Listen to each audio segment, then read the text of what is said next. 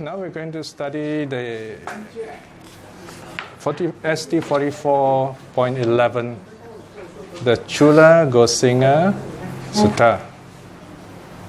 This is a beautiful sutta.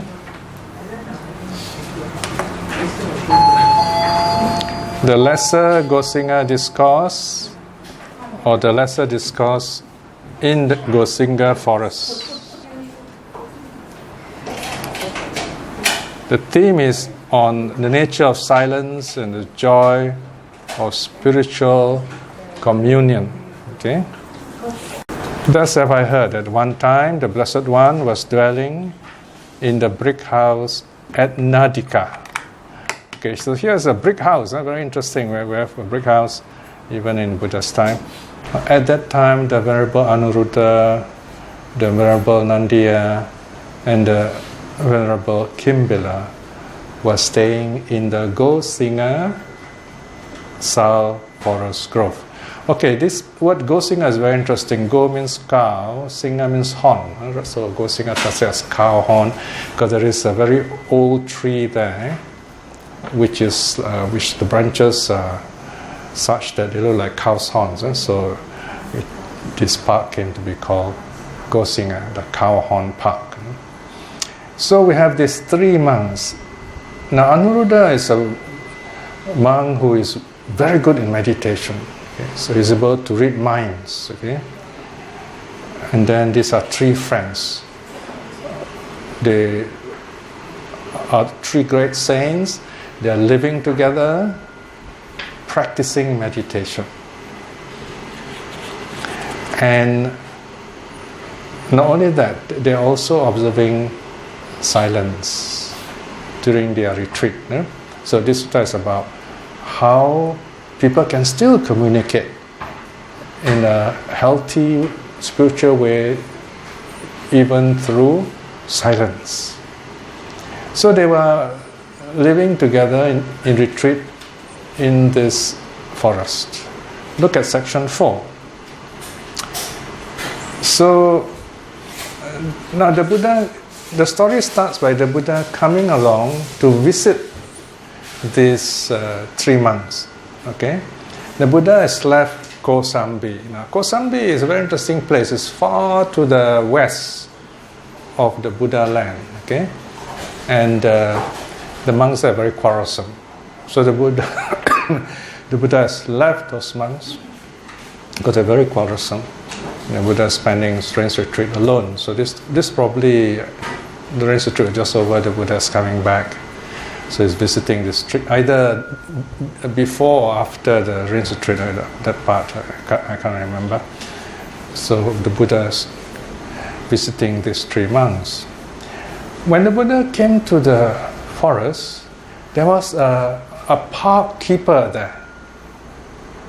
And he is very diligent. So when the Buddha was coming, he told the Buddha, please don't go in there. Don't disturb the monks, they're meditating. So this park keeper in other words does not know the Buddha, couldn't recognize the Buddha, see? But when the park keeper was talking, Anuruddha heard him. Section 4.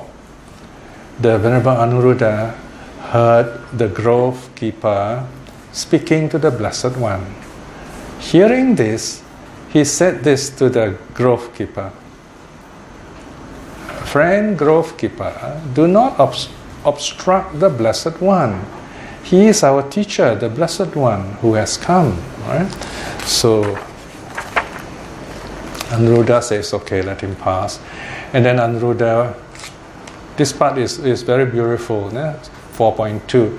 Then the Venerable Anuruddha approached the Venerable Nandiya and the Venerable Kimbila. Having approached them, he said this to the two monks, come out Bhante, our teacher, the Blessed One, has come. Right, so they all come and see the Buddha, and they are very happy to welcome the Buddha. So what do they do when the teacher comes along? They take his bowl and outer robe, and then they bring him to the kuti to sit down, have some water. Then the conversation begins. The Buddha addresses the three monks. Now notice the first word, section 6, Anuruddha. Notice the ending is a long R. Now if you know some Pali, you know this is plural. Anuruddha is a masculine name, and yet this is in a feminine plural, Anuruddha. It's a long vowel. And you don't make a person's name plural, But here, very special in Pali, when Anuruddha, the name Anuruddha, or the name Sariputta, let's say in plural, long R, in the case of when the Buddha says Sariputta, the Buddha is referring to both Sariputta and Moggallana. Here, when the Buddha says Anuruddha, he's referring to all the three monks. Okay? So, because if he says Anuruddha, Kimbila, Nandiya, so it sounds rather strange, okay? But here we'll just say Anuruddha. Okay? I hope that you are all dwelling in concord, in mutual joy, without dispute, mixing like milk and water, looking at each other with kindly eyes. Okay, this is the famous line on fellowship, all right? Living together like milk, mixing like milk and water, looking at each other with kindly eyes, right? Now why does the Buddha say this? Because the Buddha has come from Kosambi, where the monks are very quarrelsome. They are so quarrelsome that when the Buddha admonished them, told them to stop quarreling, they told the Buddha, please stay out of this quarrel. It's our personal affair. Can you imagine that? So the Buddha left them alone. So the Buddha said, how are you getting on? Are you staying together in good fellowship?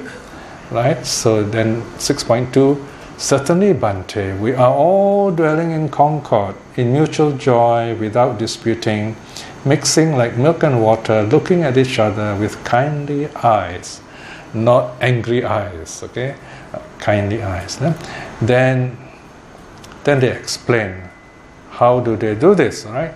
So section 7, they say, well, we are kind to each other through loving kindness by our actions, by our speech, and through our minds, through our thoughts. So they show loving kindness through all the three doors of action.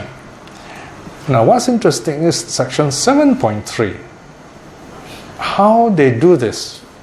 And this is something we can learn. Section 7.3. Here, Bhante, I think thus. Okay, so this is Anuruddha is talking and say, well, this is what I do. I think, why don't I put aside my own mind and instead subject myself to the minds of these venerables? Then, Bhante, I set aside what I wish to do and instead do what these venerables wish to do. Okay? Now, you may say, oh, this is strange. How can they do this? This is what a mother would do, what a loving father would do to a child, right? For example, the mother or the child or the father will bring the child to a place where the father or mother won't go, where children go, a playground and so on. And they will buy food that the children like, and so on, right? So here, this is a beautiful fellowship. So Anuruddha says, I'm going to put my ideas away. I'm going to listen to my fellow brother monks. Section 7.4. It seems, Bhante, that we may be of different bodies, but we are of one mind. Right? So this is very beautiful, isn't it? We are all different people, but our minds are one. Bhante, this is how we all dwell in concord, in mutual joy, without dispute, mixing like milk and water, looking at each other with kindly eyes. Then Nandiya also says the same thing to the Buddha, right? And Kimbila also says the same thing. So each of them says the same thing. Remember, this is an oral tradition, nothing was written down. So when the sutta is being taught, you hear the teachings 3 times, right? And that's how you remember better. So this is a very interesting and clever way that the suttas use to reinforce, to help us remember the teaching by repeating the important teachings 3 times. Then in the next section, dwelling together with diligence, 8.2. Now the Buddha asked the monks, 8.2, but how, Anuruddha, do you all dwell diligent, ardent, and resolute? Now, once you see these 3 words, the Buddha is talking about meditation. Okay, he says, so how are you working hard in your meditation? Okay, or there's something else before the meditation. This one is preparing for the meditation. So, section 9. Here, Bhante, whichever of us returns first from the alms round in the village, he prepares the seats, sets up the water for drinking and for washing, and sets up the refuse bin. Right? So they got this bin for throwing away all the whatever they don't need. Right? So notice this is what do you call it? Delegation of duties among the monks. So this is a very good way of learning how to live and work together. So those who come back early, they prepared the place for the others who are coming later. Whichever of us returns later from the alms round in the village, if he wishes, he eats the leftovers. Or if he wishes, he would throw them away where there is no greenery, or pour them away into water where there is no life. In other words, they won't kill any living beings. He puts away the seeds and the water for drinking and for washing. After washing the refuse bin, he puts it away and sweeps the refectory. Refectory is where they eat. So here you are. They all have their duties, those who come early and who come later. Whichever notices that the vessels of water for drinking or for washing or for the toilet are low or empty, he sets them up. Right? So here they don't have to say anything. They just do this themselves. Now you may wonder, why are they highlighting these simple duties like this? Because in Kosambi, earlier on, the monks were quarreling about these little things like this. Apparently the story goes that there are 2 groups of monks. So somebody forgot to put water in the toilet. And because of that, they were quarreling. They say it's your duty and so on. They were blaming each other. But here, the Buddha uses this story, or rather Anuruddha says how they delegate their duties. 9.2. If he is unable to manage them, so in other words, if the person cannot do this work, he would signal another with his hand, and by joining hands, they set them up. As such, Bhante, there's no cause for us to break into speech. Now notice here, they do not need to talk. They just signal each other. Because when you live together in fellowship, you know what to do. You don't even have to say anything. Right? So this is dwelling together, working hard. Then what about Dhamma practice? Okay, next section, 9.3. On every 5th day of the week, Bhante, we sit together all night.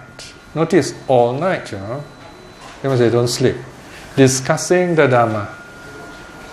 This is how we dwell together, ardent and resolute. Right? So every 5th day. Then, now comes the meditation section. So the Buddha is very happy. Section 10, Sadhu, Sadhu, Anuruddha. But Anuruddha, while you were dwelling thus diligent, ardent and resolute, abiding in the comfort that is the distinction of knowledge and vision worthy of noble ones, have you attained the superhuman state? Right? So here, superhuman state can refer to higher meditation as well as attaining of arahathood. Now, at this point, Anuruddha says, why not Bhante? So he says very sure, says, why not Bhante? No? So now Anuruddha explains how to attain the first jhana. Everything's given there in detail, we won't go into this. And then after that, second jhana, section 11, the third jhana, section 12, the third jhana, section 12, and then fourth jhana, section 13. And not only the 4 jhanas, they are also able to attain the 4 formless attainments. They are able to attain, look at section 5, brackets 5, right? The sphere of infinite space. And then they are able to attain section 6, the sphere of infinite consciousness. And next page, section 7, the sphere of nothingness. And section 8, the sphere of neither perception nor non-perception. So these are all the meditation known in ancient times. Then they know something special now. Number 9. Look at number 9. That is just about, that's section 18. The cessation of perception and feeling. Now this is the special one.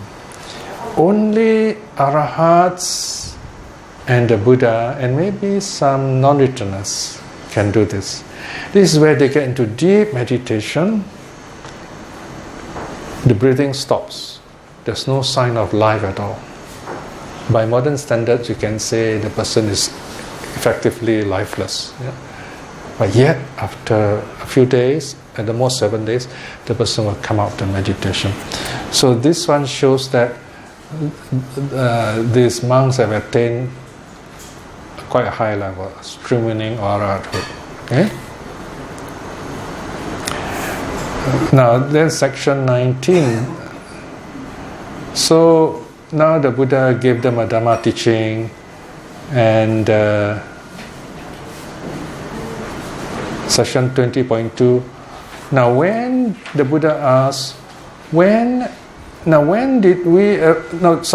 Here the Anuruddha explains to the Buddha. He says, all these monks, they have attained all these levels, all the 8 jhanas plus the 9th. These are called the 9 progressive abodes.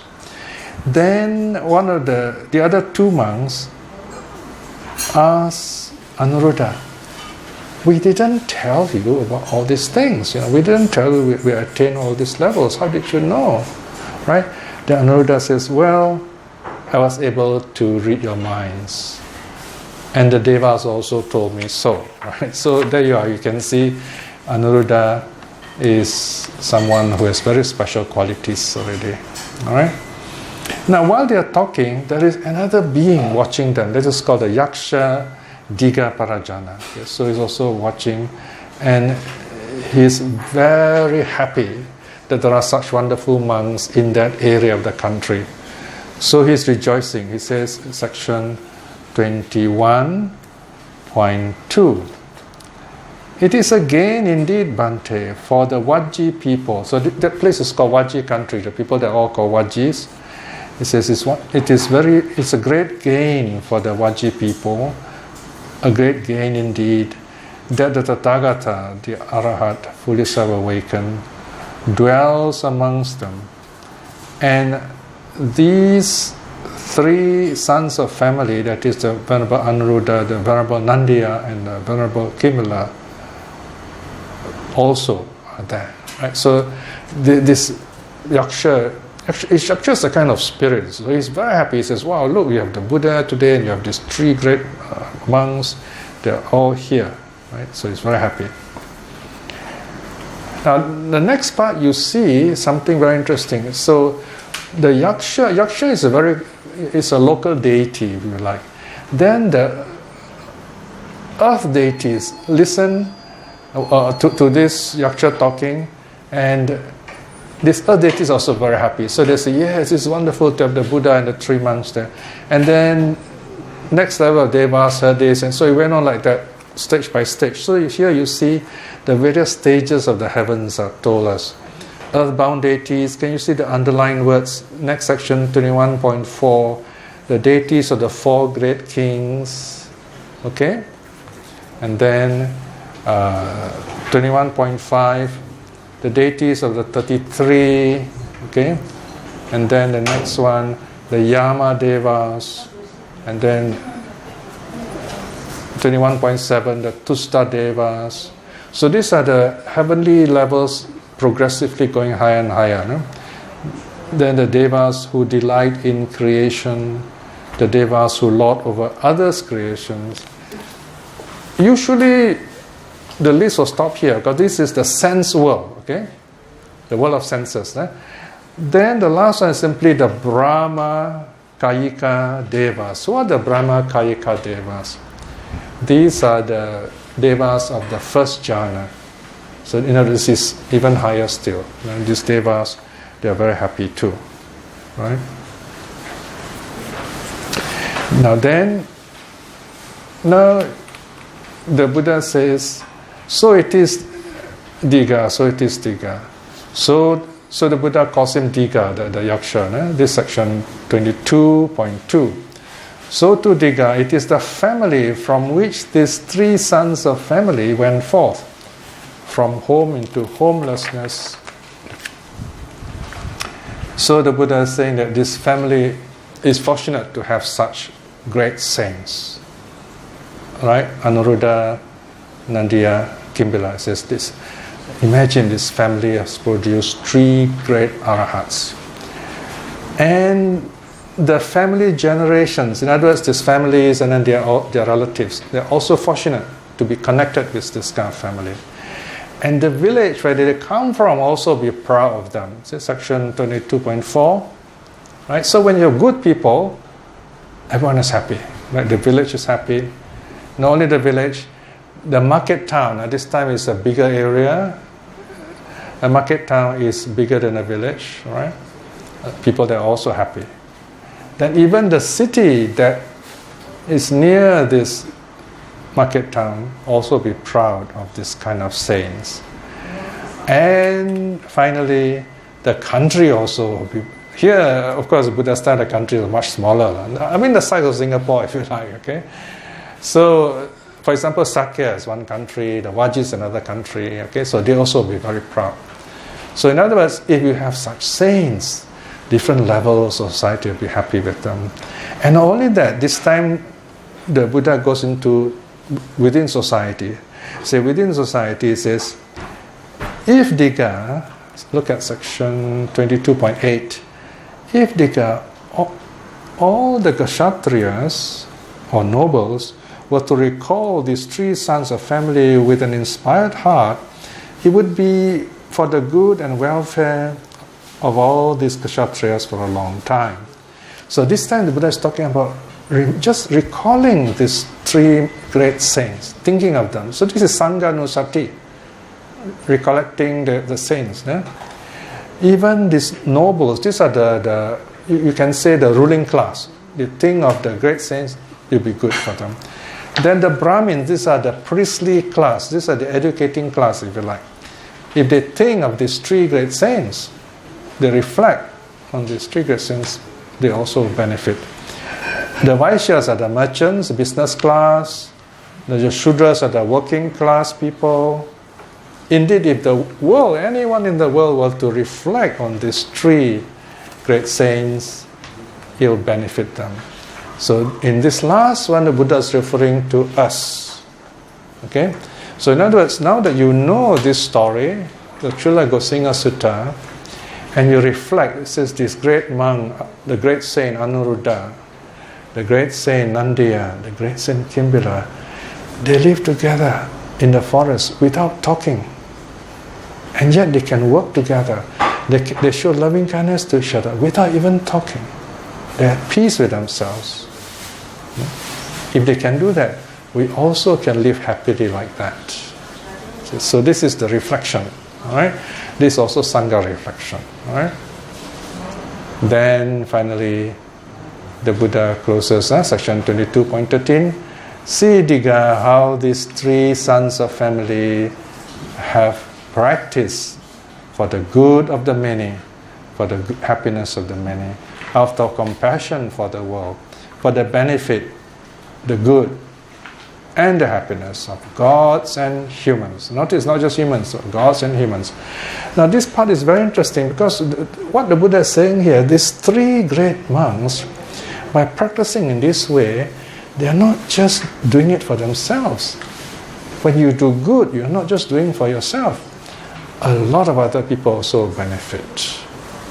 If you do something selfish, only you benefit. Other people don't benefit. So here, although the saints are living by themselves, in silence, doing simple chores like pouring water in the pot, preparing the seed, getting the rubbish bin ready or cleaning it up. Simple acts like that, nothing big, nothing worthy of writing in the newspapers, for example. It shows us that we can be happy to just by thinking of these great saints. So this is a lesson. Recollect the wonderful actions of the peace and wisdom of these great arahats. The Blessed One said this, satisfied, the Yaksha Digha Parajana rejoice in the Blessed One's words. So here you have this person, this Yaksha, very happy listening to the Buddha, and of course the three arahats are happy too. Right? So there you are. That concludes our study for today. No? Okay. Sadhu. Okay, so let us close this with a reflection, with a dedication of merit. On this special day, especially it is my 70th birthday, which reminds us that time is passing, and we ask ourselves, what are we doing with our lives? And I can say all these years, the last 50 years at least, have been very happy for me.